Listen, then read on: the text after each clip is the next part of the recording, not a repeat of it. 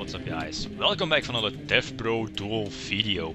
My apologies for the last video, but I think nobody expected that the TCG list would be different from the OCG. And on top of that, the difference would be so big. Still, seeing at the list and testing from past week and also from locals, the current top tier decks are still Mermails, Fire Fist Access deck, Prophecies are still a very strong deck, and Dragon Rulers with a Dragoonity engine or a Plant engine also have the chance to become tier 1. The upcoming format is much slower than it was now, so Frogmonarchs still have a chance to shine. There are a few tech cards that I'm still testing out, but it's almost certainty that Mobius and Jinzo are solid main deck options now. Alright, off to some duels. Here, my first opponent is playing Agents. And looking at this opening hand, he has a pretty good opening hand, and looking at my opening hand, it's okay, like opening with Reborn is always the thing you want to do. And from the moment I saw that he was playing Agents, I hoped that my 6th card was Maxi. Since, yeah, you know the Venus, or at least we know that he has a Venus in hand due to the Earth, and that the Shine Balls are coming next turn. But here, like, he makes a move that makes no sense. He synchro summoned for Black Rose. So yeah, he completely loses momentum in the game. But yeah, I'm not complaining. So my turn again. Special summon the Treeborn, and yeah, there's no reason to put Mobius on board. Just normal summon the swap, mill the Ronin Totem, bounce back the swap, and use my extra normal summon for the Treeborn and make Slacker just in case he has Hyperion. Normal summons is Chunk Synchron, I did not expect that. Nice tech in Agents, but there is the expected Hyperion. Luckily he cannot OTK me. I do play 3 Battle Fader and 1 Gorse. There is a Fader, so that makes me, at least it gives me a comfortable feeling for next turn. At least I know that I normally should survive next turn. If he has more Hyperions in hand. So I think my only option here was to econ this Hyperion and tribute for Ryza to bounce back his Catastro and attack directly. Gorse would have sucked, but yeah, nothing I could do about that. He duelled this into a Tour Guide, then activates Trooper and mills one of his dead Shine Balls and attacks over the Ryza, so the lens is expected. Yeah, he's just going to pass, and here, perfect, I draw into another enemy controller, so there's no reason not to try to push for games. So econ this card Trooper, activate Trooper, mill a few cards, like Jinzo was also one of the cards I milled, and put Mobius on board. And unless he has Tragodia or Gorse, this should always be the game. And indeed, so GG. Next, my opponent is playing Blackwings, and looking at his opening hand, it's not that great. Like, Blackwings don't want to open with like yeah, with like 4 monsters and 1 spell. I have a really nice opening hand, like again, set up the Treeborn and Gorse in hand, just in case he wants to OTK or whatever. I'm not going to drop Gorse here, like there's always a possibility for them having Icarus attack, and I don't want to lose Gorse, my token, and maybe the Monarch just yet. And I also don't want to attack with Gorse into his Shura, risking the Galut. So I think the better move here was to just bring back Reborn, Ryza his Shura, and try to attack. But he, yeah, for some reason scoops. I don't know why, since he did have his Shura and the lens. But yeah, I don't think that he would have won that one, especially, yeah, not having the Whirlwind in the opening hand. Frogmonarchs should always have the better hand in that duel. Next, my opponent is playing Fire Kings, and Fire Kings is also one of the better upcoming decks for next format. So he puts his Garanix on board and also the Yaksha, then sets the Circle, I believe.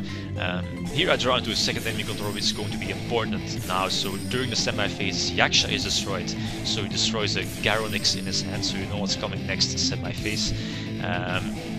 My plan here was to put the Light of Darkness Dragon on board, thanks to one of the enemy controllers in hand. Although he changes Circle for his Garonix, so I'm forced to activate my second enemy controller and then put the Light and Darkness Dragon on board. So here I have a feeling that I should have the game in the bag. So I negate his Garonix from coming back. Light and Darkness Dragon drops to 2-3. Although he topdecked into his Dark Hole. So now Light and Darkness Dragon drops to 1800 and he's able to attack with his Fire Dog over the Light and Darkness Dragon, which is a bummer. So Ronin Totem is reborn, which opens up a few plays for next turn, like with Swap in hand, Treeborn in hand. I can go for Herald, revive Light and Darkness Dragon and so on. But he makes Crimson Blader, so I have to change my plans. And with no Ryza or Chaos in hand, I think my only option here was to go for Gachi and normal summon or that tribute summon for Jinzo and Suicide Crash into the Crimson Blader, since I cannot let Crimson Blader attack into my monsters. Or at least let them destroy my monsters, since then I won't be able to tribute for a Monarch or a tribute during my turn. And this is perfect, like there's no reason not to tribute summon for Light and Darkness Dragon now, so immediately get that Light and Darkness Dragon on board and attack over his Yaksha, negating his effect, and then pass. On top of that, he top decks into Rekindling, so one of the reasons why this is one of the reasons why Light and Darkness Dragon just shines. So he's pretty much a boss monster in Frogmonarchs. Like your opponent just needs to waste a lot of cards to get rid of it. And it also stops their power plays, like with the Rekindling. Pretty sweet.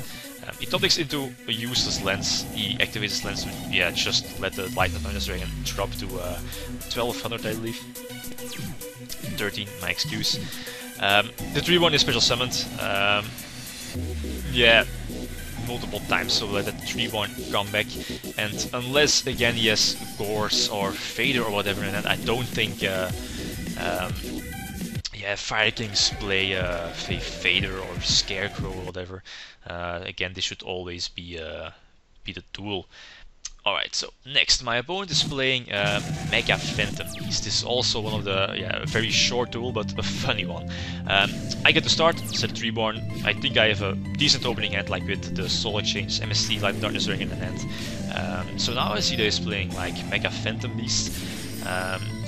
With his Falcon, he attacks over the 3-born and gets his token. Here, right before the 3-born comes back, just in case of compulsory, I activate the MST on his first set card. Like most of the time, that's their best card, like Warning or whatever. Then special summon the 3-1 attack position to attack over his tokens, since I don't want to waste my Chaos just yet and let him put the Chaos in defense because of the Falcon. So attack over his token and then go for Chaos. But yeah, he just quits the game. Nothing I can do about it. It's just so hard to find good opponents on DevPro. Like nothing I can do about that. Alright, so next my opponent is playing Harpies. Looking at this opening hand, it's pretty decent. Like he can MST his Hysteric Sign, get a few surges off for next turn. But I think he wants to wait. I don't know. Here I just make a misclick. I want to activate enemy controller in the standby phase, since I know I can push for game due to Snatcher and Jinzo in hand. So put the Daigusto Phoenix on board. Luckily I can correct a mistake by not activating the enemy controller in the standby phase. So take control of his Harpy, put Daigusto Phoenix on board, tribute for Jinzo, drop the Snatcher next to Jinzo, and again, unless Scarecrow or Fader, this should always be the game, and it is. So yeah, you don't see that every day, like Frogmonarchs OTKing the opponent in one turn. Alright, next my opponent is playing GBs, Gladiator Beast. And yeah, Gladiator Beast is also one of the decks that people like to play in the beginning of the format, like it's a GB format, like you know. But yeah, I don't think Gladiator Beasts have enough power to compete with the other potential tier 1 decks like Prophecies or even Dragon Rulers or Mermills. Like Mermills are really fast. Luckily, he drew into his Retiari as a 6th card, since I do have a 3-1 in my grave, and unless he didn't draw into his Retiari, he would have been able to tag out for Retiari in main phase 2, or at least at the end of the battle phase, and to banish my 3-born, and then the game would have been a lot different. Then, since I drew into the Battle Fader last turn, I attacked into his field, expecting Mirror Force, Prison or whatever. But yeah, thanks to Fader I can stop his attack and prevent him from tagging out for Retiari. Again, yeah, if he does have the possibility to banish my Treeborn, I still have swap in combination with Mobius to like special summon swap and discard the Mobius, mill another Treeborn, and then go for Chaos. So again, gain momentum in the game, just in case. But yeah, I see the opportunity to bring that Light and Darkness Dragon on board, and you have to be an idiot not to do so. Let's get that Light and Darkness Dragon on board. Let them waste a lot of cards to get rid of it. He draws into your uses my body as a shield, and I think, yeah, he's just going to set his Hoplimus. The Hoplimus was expected, but normally I can always attack over it unless his back row is something to protect it. So the Light and Darkness Dragon negates the Waboku, no tag, so in main phase 2, at least, yeah, the Light and Darkness Dragon did his job. And in main phase 2, tribute for Chaos. Banish the Hoplimus, again gain momentum in the game. He draws into Bottomless, so he's just going to set his Bottomless and my body is a shield. So again, expecting Torrential, Mirror Force, Compulse, or whatever, get that Jinzo on board. Block his back row, so again, here is where Jinzo just shines. I don't think he has a lot of outs to get rid of the field, like a Gladiator the Beast in combination with Death Tiger for Darius, followed up by Gizarus or Gizarus is one of his outs. Or yeah, Dark Hole as the top decked one. Luckily, I do have a Fader, so let us prevent him from attack, or at least negate the attack. Econ is Lakrari. I do have a few options here. I can go for Mobius, go for Light and Darkness Ring, but there's like no reason to risk Torrential or whatever. So just attack with Lakrari, making a potential +1 if he has Prison or whatever. So yeah, pretty okay duel, I guess. Because yeah, GB is normally one of the most terrible matchups for Frogmonarchs because of Retiari and Chariot. Alright, so this is the last duel of the video. My opponent is playing Plant Rulers. Also one of the more interesting decks for, at least, yeah, also one of the tier 1 decks for upcoming format. But my opening hand is pretty terrible. I have to pass, set the Soul Exchange and just wait and see what he's going to do. He special summons his Blaster. He's not going to like banish his Blaster to search out his card. I think yeah, he just wants to see what I'm playing. So he attacks with Blaster and Blaster is bounced back to his hand. And I think now he's going to search out his card, yeah, his card and a title from his deck. So he's going to normal summon his card and go for Stardust, which is, yeah, a pretty excellent move, like with the Bottomless set, the Torrential set and the Stardust on field. But yeah, I don't think I have a lot of options here to just special summon that Fader. He drops his Maxi to get an extra draw off. But I think my only option here was to indeed drop that Fader, Soul Exchange this Stardust and put the Light and Darkness Dragon on board to hopefully gain momentum in the game. Although he has Torrential in combination with Bottomless, but he makes a minor mistake. Like normally it's a good move to activate your Torrential first and then chain Bottomless to banish the Light and Darkness Dragon. Although I don't have a target engraved to Reborn, and I still have an enemy control set, so it would have been better to activate Bottomless first, chain Torrential, and in this case my my enemy controller would have also been destroyed.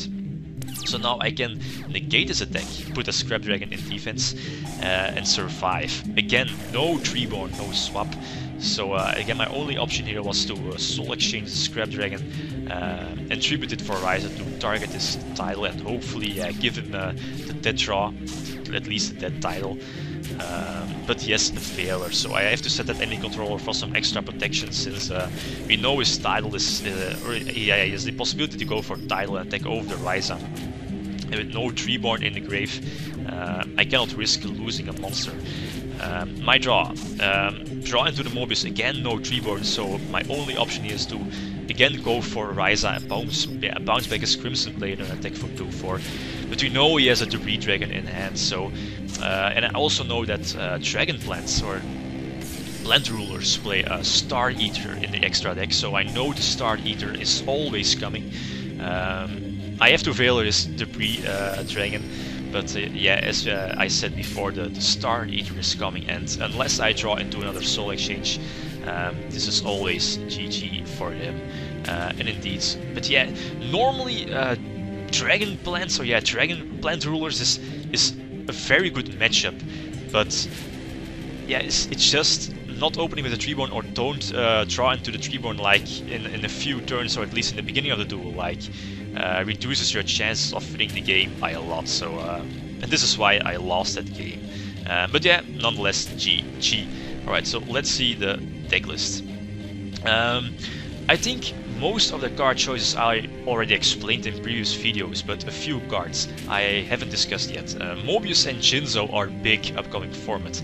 With the ban on Heavy Storm, we're back to a format like when your opponent normal summons one monster, sets 4 back row, and because Heavy Storm is banned, people are rarely running Starlight Road, which was one of the reasons why Mobius rarely saw play. Only in the side deck that is. But now people summoning one monster and set like 2 or 3 or maybe 4 back row first turn will almost always get punished by Mobius destroying 2 cards. If the back row cards are chainable, so be it, you force them to use the cards already, and if they aren't chainable, then you put yourself in a very good position to win the duel. Jinzo is the same, like lock those back row, and you can even reborn Jinzo with Light and Darkness Dragon for some nastier plays. Double Veil or Double Maxi is still in the testing, but I think I'm going to bump up Maxi to 3 very soon. Double Snatcher, on the other hand, has been underperforming. Like, before the release of Tachyon Galaxy it was amazing, but now with the back row format it hasn't been doing as well. I'm going to drop 1, but still keep 1 in the main deck. Maybe add 3rd MST, depending on the format and decks. But I'm definitely not going to add I'm not going to add the 3rd duality. 3 is definitely too much. You don't want to open with multiple dualities, or activate 1 duality to just pick up another one. Like, that's something you don't want to have. It also hinders your Treeborn, but you can play around that. But I think double duality is just fine. Yeah, I think that's pretty much it. Yeah, alright, so guys, thanks for watching, and feel free to leave a comment or like if you enjoyed the video. Lead signing out.